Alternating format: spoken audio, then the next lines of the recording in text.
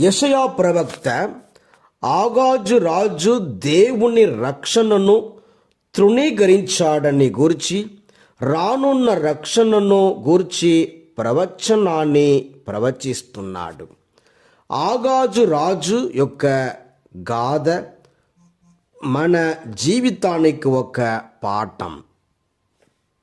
మానవ శక్తిలో నమ్మకాన్ని ఉంచి దేవుని శక్తిని నమ్మనిచ్చో దేవునిచ్చే రక్షింపబడలేము. అదేవిధంగా యేసు రాకడ ఎలాంటి ప్రభావం చూపదు. మరి ఆగాజు రాజు యొక్క తప్పేమిటి? క్రీస్తు జన్మించటానికి 735 సంవత్సరాల క్రితం యూదా రాజుగా ఎన్నుకోబడ్డాడు.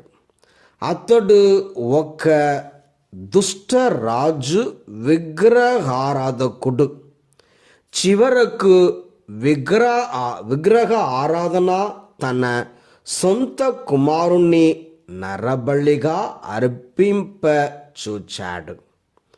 ఇన్ని దుష్టక్రియలు చేసినా కానీ దేవుడు యెరూషలేమును ప్రమాదం నుండి కాపాడాడు.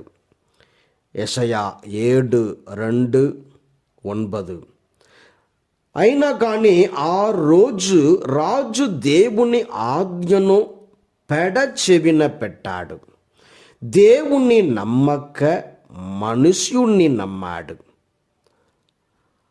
ఆస్పెడియా రాజును సహాయమడిగాడు.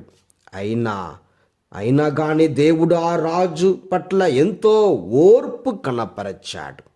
ఎంతో సహనముతో దేవుడు యెషయాను ఆగాజు దగ్గరకు 2వ మారు పంపి దేవుని సహాయాన్ని నిదర్శనగా ఒక గుర్తును కోరుకోమన్నాడు.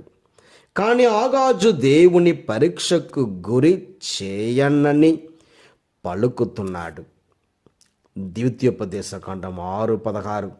ఈ మాటలు ఆగాజు పలికింది దేవుని ఎడల భయభక్తులు వల్ల కాదు కానీ దైవ దూషణంగా పలుకుచున్నాడు. ఈనాటి సువిశేష పట్టణం ద్వారా మరియా, యోసేపులు ఏ విధముగా రక్షకుని అంగీకరించి స్వీకరించారో ధ్యానిస్తున్నాము.